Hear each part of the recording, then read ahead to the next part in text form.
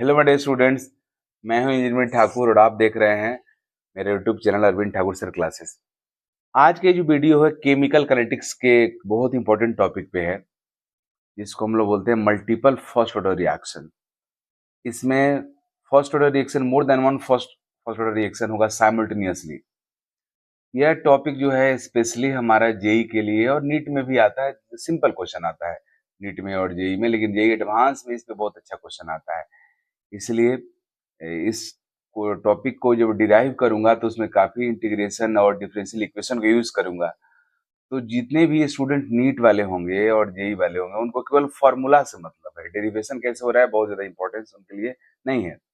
फिर भी जेई वाले अगर देखेंगे डेरिवेशन कैसे हो रहा है तो उनको समझ में आएगा तो अच्छा रहेगा। उस तरह से रिलेटेड कोई क्वेश्चन आएगा तो कर लेंगे। लेकिन एडवांस वालों के लिए तो बहुत जरूरी है, ये उनको तो ये पता होना ही चाहिए कि डेरिवेशन कैसे हो रहा है। तो गौर से देखो, मल्टीपल फर्स्ट ऑर्डर रिएक्शन यहाँ पे हमारा है। Parallel first order reaction means multiple first order reaction में दो टाइप होते हैं। एक होता है पैरेलल रिएक्शन, जिसको हम लोग साइमल्टेनियस और कंकरेंट एलिमेंट्री रिएक्शंस बोलते हैं। मींस ये इसमें होता क्या है कि more than one first order reaction simultaneously होता है। जैसे एग्जांपल के तौर पे कोई, जैसे यहीं पे मैं लिया हूँ, ये रिएक्टेंट ए है जो दो प्रोडक्ट प्रोड्यूस कर रहा है। एक प्रोडक्ट बी प्रोड्यूस कर रहा है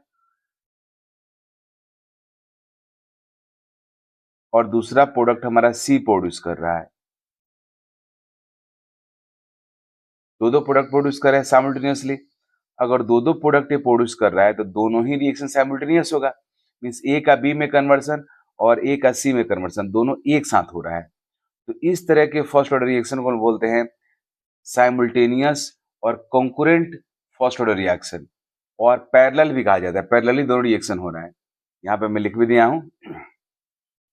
ऐसे रिएक्शंस में एक ही साथ reactant more than one product में कन्वर्ट होता है। अब इस इसका डेरिवेशन हमें निकालना है कि ये जो ए का बी में कन्वर्सन हो रहा है और ए का सी में कन्वर्सन हो रहा है, दोनों का हाफ लाइफ टाइम क्या होगा, बी और सी का कंसंट्रेशन क्या होगा टाइम टी पे, ये सब कुछ हम लोग कैलकुलेट करेंगे। तो यहाँ पे दिया हुआ है इस मींस ए का बी में कन्वर्सन जो हो रहा है, ए फर्स्ट इस फर्स्ट ऑर्डर रिएक्शन का रेट कांस्टेंट K1 है और ए का सी में कन्वर्सन हो रहा है, इसका रेट कांस्टेंट K2 है, right. At time T concentration of B is Y and concentration of C is X. मैं यहाँ पे अज्यूम कर लिया हूँ कि टाइम टी पे बी का कंसंट्रेशन वाई है और हमारे सी का कंसंट्रेशन क्या है, एक्स है, राइट। अब आप इस चीज को देखो, जो हम नॉर्मली हम लोग सिंगल फर्स्ट ऑर्डर रिएक्शन में करते हैं। At T equal to zero, T equal to zero पे हमारे रिएक्टेंट ए का कंसंट्रेशन ए नॉट है। इस ए के कंसंट्रेशन को मैं ए नॉट से रिप्रेजेंट कर रहा हूँ। जब टी जीरो होता है, जब रिएक्शन स्टार्ट होता है, उस समय प्रोडक्ट का कंसंट्रेशन जीरो होता है, तो हमारा बी और सी दोनों का कंसंट्रेशन जीरो होगा, राइट।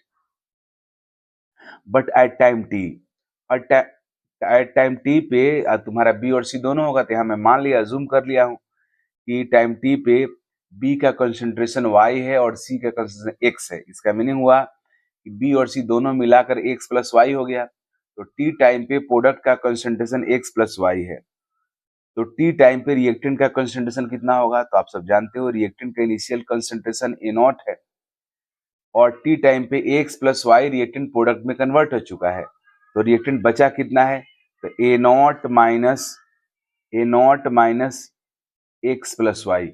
ए नॉट हुआ रिएक्टेंट का इनिशियल कंसंट्रेशन और एक्स प्लस वाई हुआ प्रोडक्ट का कंसंट्रेशन एट टाइम टी। तो रिएक्टेंट के इनिशियल कंसंट्रेशन से प्रोडक्ट के कंसंट्रेशन को माइनस करोगे तो जो आएगा वही तुम्हारा क्या होगा, टाइम टी पे हमारे रिएक्टेंट का कंसंट्रेशन हो गया, राइट। अब हम लोग आगे बढ़ते हैं। अब हम लोग जानते हैं कि rate of formation of product means D V by D जो हमारा होगा वो किसके इक्वल होगा, rate constant into concentration of reactant. क्योंकि ये फर्स्ट ऑर्डर रिएक्शन है तो रिएक्टेंट के कंसंट्रेशन का पावर क्या होगा, 1 होगा। ये जो हम देख लिखा हुआ है ये हमारा डिफरेंशियल रेट लॉ एक्सप्रेशन होता है।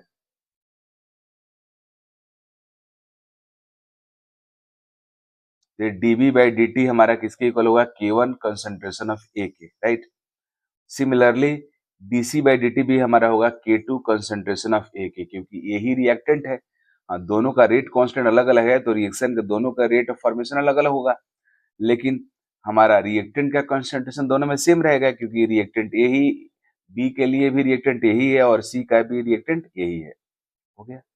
अब ये दोनों में रेट जो लिखा रिएक्शन का, ये प्रोडक्ट के टर्म्स में लिखा। अब रिएक्टेंट टर्म्स में कैसे लिखेंगे, तो आपको पता है रिएक्टेंट का कंसंट्रेशन टाइम के साथ डिक्रीज होता है, इसलिए minus D A by D t लिखेंगे। तो minus D A by D T is equal to means change in rate of inversion of reactant A या rate of disappearance of reactant A minus D A by D T is equal to, ये भी क्या होगा, rate constant के concentration of reactant का power 1, क्योंकि first order reaction है।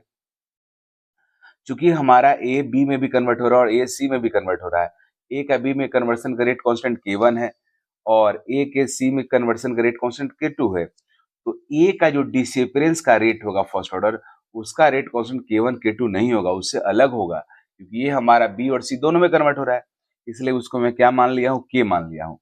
ये जो हमारा है ये रेट कांस्टेंट है, ए के कन्वर्सन का रेट है, मीन्स ए का जो रेट ऑफ डिसअपीयरेंस है, ये जो कन्वर्ट हो रहा है प्रोडक्ट में, उस रिएक्शन के रेट का रेट कांस्टेंट K है, राइट। यहाँ पे लिखा हुआ है rate of conversion of reactant A is equal to the rate of formation of product B and C, right, clear भी है।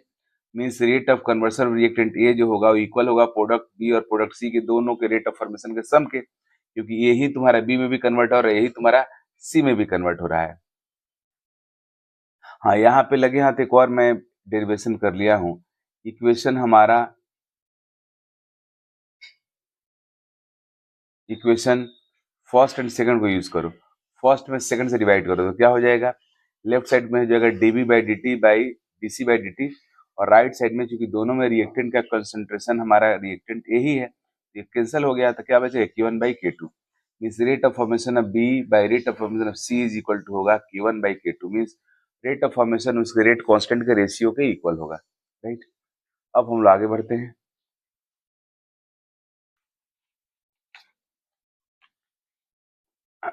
अब देखो यहाँ पे, चूंकि रेट ऑफ डिसअपीयरेंस हमारा जो रिएक्टेंट ए होगा वो rate of appearance of B और रेट ऑफ सी दोनों को सम के इक्वल होगा, तो इक्वल कर दिया मैं। अब minus D A by D T की जगह पे मैं लिख दिया K concentration of A, D by D T की जगह पे K1 concentration of A, D C by D T की जगह पे K2 कंसंट्रेशन ऑफ ए। तो कंसंट्रेशन ऑफ ए सब में कॉमन है तो कैंसिल आउट हो जाएगा, तो K इज इक्वल टू हो गया K1 प्लस K2। मीन्स हमारे ए और बी दोनों रिएक्शन जो है उसका कंबाइंड जो रेट कांस्टेंट K हो गया, क्योंकि यही बी में भी कन्वर्ट हो रहा है, यही सी में भी कन्वर्ट हो रहा है, तो ए के डिसअपीयरेंस का जो रेट कांस्टेंट है K, वो दोनों ही के रेट कांस्टेंट के सम के इक्वल हो गया। इसी वजह से इसको पैरेलल हम लोग बोलते हैं। जिस तरीका से हमारा कैपेसिटर का पैरेलल कनेक्शन होता है तो उसका इक्विवेलेंट कैपेसिटेंस क्या होता है, C1 प्लस C2 हो जाता है। उसी तरीका से यहाँ पे आप देख रहे हो कि पैरेलली एक तरह से दोनों रिएक्शन पैरेलल जैसा हो गया, क्योंकि दोनों का रेट कांस्टेंट का जो सम है वो इक्विवेलेंट रिएक्शन के रेट कांस्टेंट के इक्वल हो जा रहा है, तो K equal to K1 plus K2 हो गया। अब हम लोग आगे बढ़ते हैं। हम लोग जानते हैं एट टाइम टी पे फर्स्ट ऑर्डर रिएक्शन के एट टाइम टी पे रिएक्टेंट का कंसंट्रेशन किसके इक्वल होता है, ये सब पहले से सिंपल आप रिएक्शन के लिए पढ़े हो। We know that A minus X क्या होता है बाबू, ये होता है concentration of reactant at time T. A minus X equal to होता है A to the power minus के टी, आप ये सब पढ़ कर आए हो। यहाँ पे ए माइनस एक्स हुआ concentration of reactant at time T, ये हुआ इनिशियल कंसंट्रेशन ऑफ रिएक्टेंट, और के हुआ rate constant of that reaction. तो सेम अप्लाई कर देंगे यहाँ पे हम लोग, रिएक्टेंट का कंसंट्रेशन रिएक्टेंट ए का कंसंट्रेशन टी टाइम पे ए टी हुआ इक्वल किसके होगा, A naught means initial concentration of reactant e to the power minus के टी के यहाँ पे रेट कांस्टेंट है।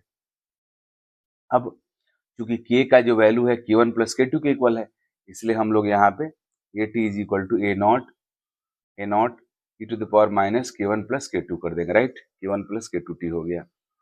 अब हम लोग आगे बढ़ते हैं।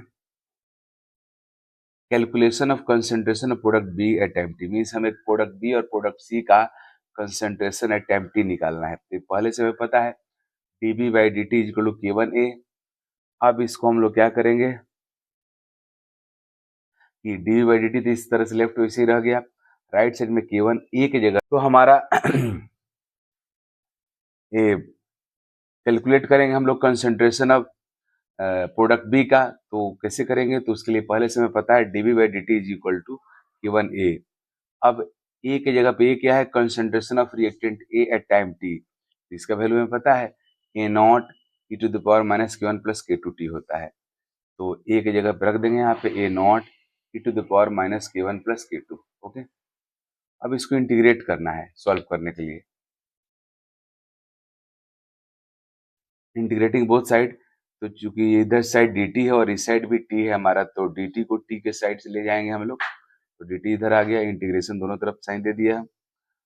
अब यहाँ पे db का इंटीग्रेशन b हो जाएगा, कंसंट्रेशन ऑफ b, और यहाँ पे K1 तो कांस्टेंट है, तो K1 बाहर निकल गया, ए नॉट हमारा क्या होगा? बाहर निकल गया, भी कांस्टेंट है, e to the power minus के वन प्लस के टू टी है। तो तुम सब पढ़ा होगा और आगे पढ़ेगा भी, अगर कहीं पे इंटीग्रेशन करना है, इंटीग्रेशन ई के टी का इंटीग्रेशन करना है, डी टी डिफरेंशियल कोफिशियंट है, इसका इंटीग्रेशन होता क्या है कि जो कोफिशियंट है डिफरेंशियल मतलब वेरिएबल का, टाइम का कोफिशियंट तुम्हारा के है, तो के से तुम्हारा क्या होगा? डिवाइड हो जाएगा, मीन्स 1/k हो जाएगा, और फिर ई का पावर के टी तुम्हारा ऐसे ही रह जाएगा। ये इंटीग्रेशन होता है, राइट।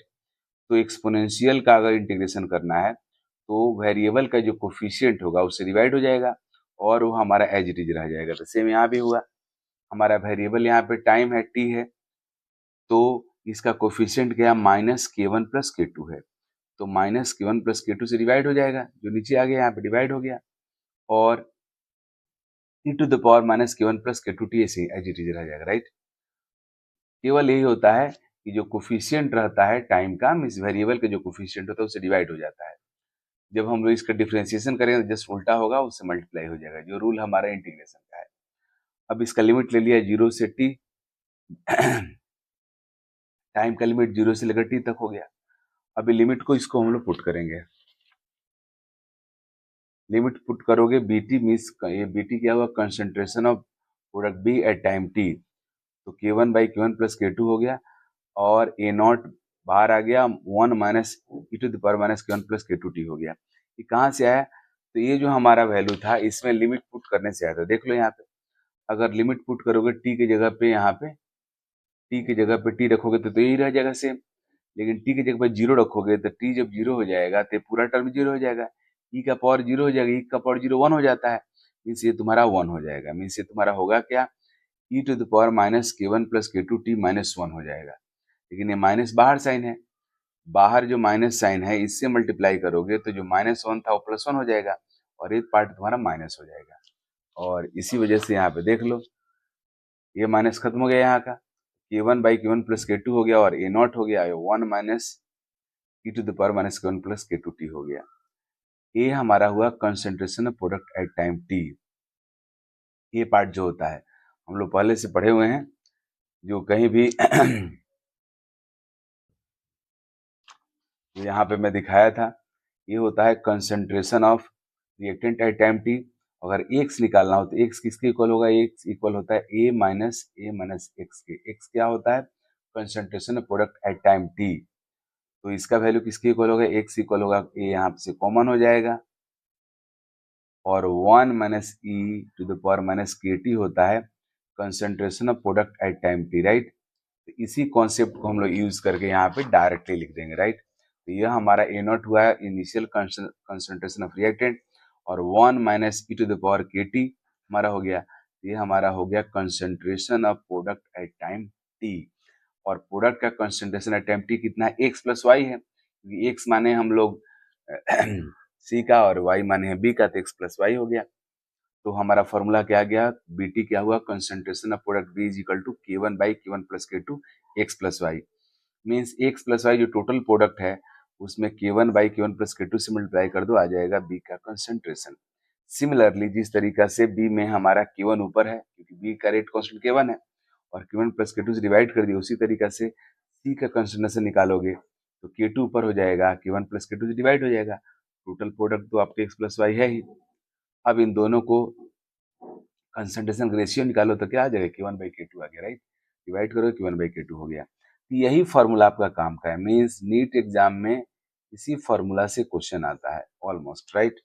अब हम लोग और ए फॉर्मूला पे, अब जेई में भी मैक्सिमम क्वेश्चन इसी पे रहता है, एडवांस में अंदर से आता है, जो मैं डेरिवेशन किया हूँ इससे आता है।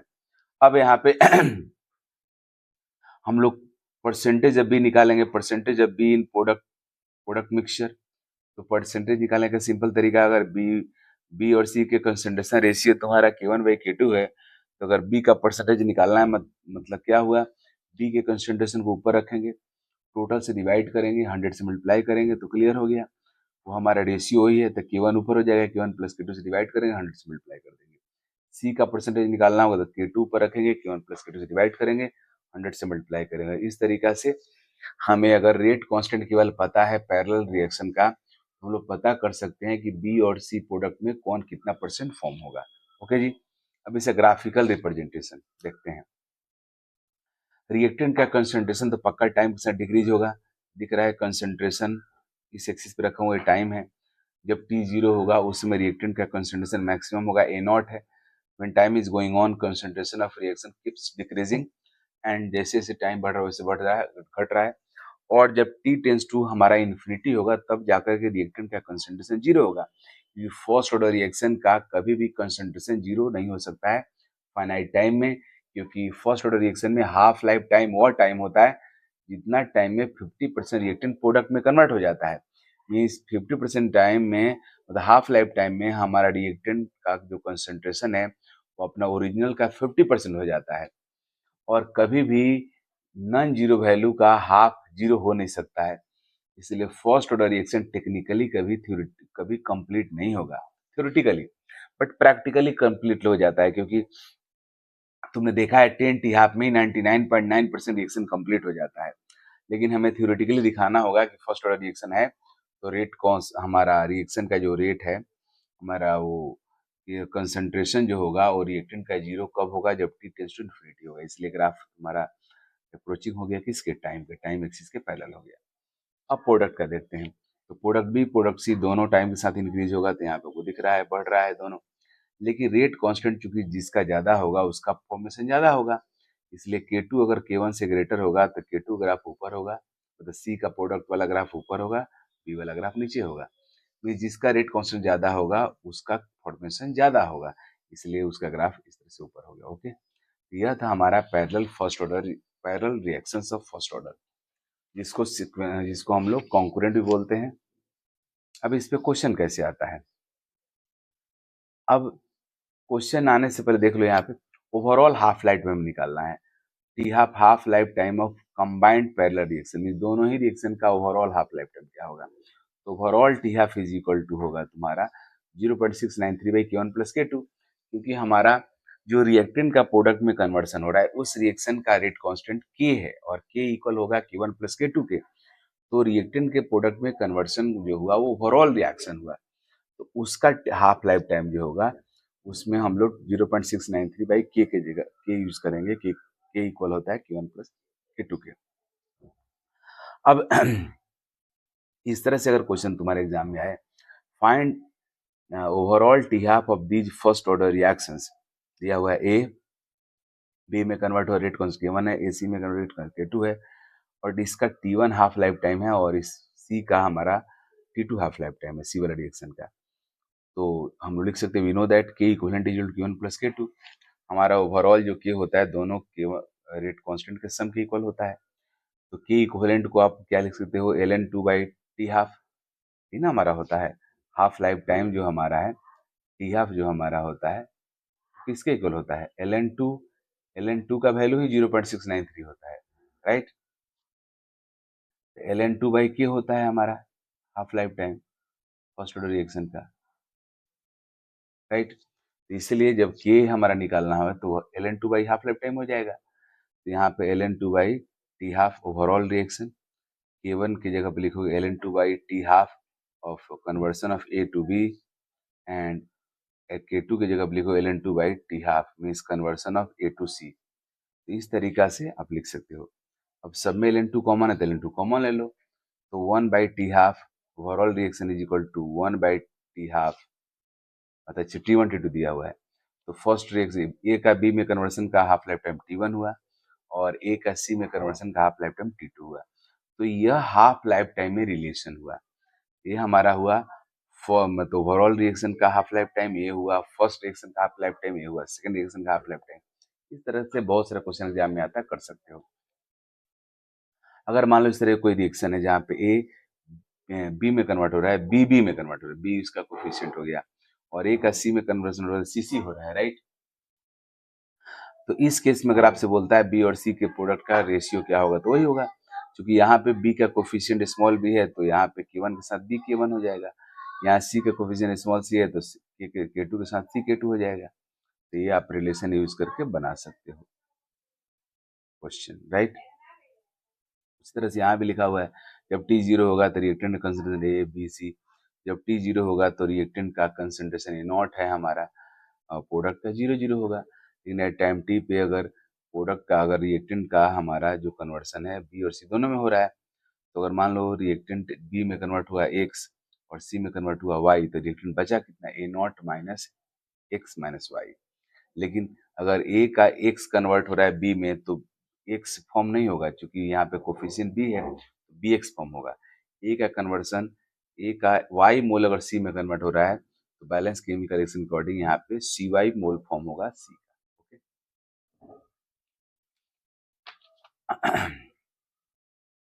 उसी तरीका से यहाँ भी परसेंटेज निकालोगे तो के वन की जगह पे बी के वन आ जाएगा, और नीचे हमारा के वन प्लस के टू ही रहेगा। जब परसेंटेज अब से निकालोगे तो सी के टू आ जाएगा, नीचे के वन प्लस के टू ही रहेगा। Actual concentration of B and C at time T, at time T पे बी और सी का एक्चुअल कंसंट्रेशन क्या होगा, तो सेम वही रह जाएगा, बी के one by K one plus के टू।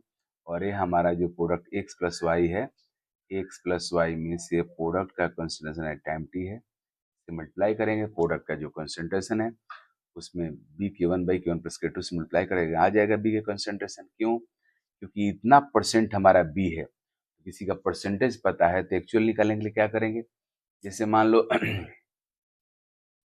जैसे मान लो क्लासरूम में हमारा 20% गर्ल्स है और 80% बॉयज है, आपको पता है परसेंटेज। अब मैं बोलूँ मेरे क्लास में 200 स्टूडेंट्स हैं, कितना गर्ल्स हो कितना बॉयज होगा निकाल लोगे। गर्ल्स का निकालने के लिए क्या करोगे, 200 का 20% करोगे, अब बॉयज का नंबर निकालने के लिए 200 का 80% करोगे। उसी तरह से यहाँ पे है, बी और सी का परसेंट इतना परसेंट फॉर्म होगा। अब अगर हमारा ए हुआ टोटल प्रोडक्ट का कंसंट्रेशन ए हुआ, तो अगर निकालना हो बी कितना है, तो इस टोटल का जितना परसेंट है बी उससे मल्टीप्लाई कर देंगे, फिर टोटल का जितना परसेंट है हमारा सी से मल्टीप्लाई कर देंगे, और इस तरीके से बीसी का एक्चुअल वैल्यू निकाल लेंगे कंसंट्रेशन।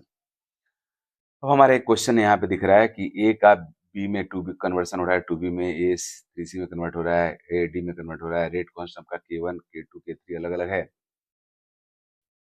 तो वो रहा find concentration of A B C D after 4.606 minutes from start से इतना मिनट बाद कितना कंसंट्रेशन होगा वो आपको निकालना है।